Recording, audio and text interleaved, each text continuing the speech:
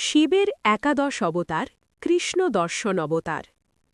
প্রাচীনকালে মানুষ ভগবানকে খুঁজত শুধু আচার অনুষ্ঠানে, কিন্তু তাদের হৃদয় ছিল না সত্যিকারের ভক্তি।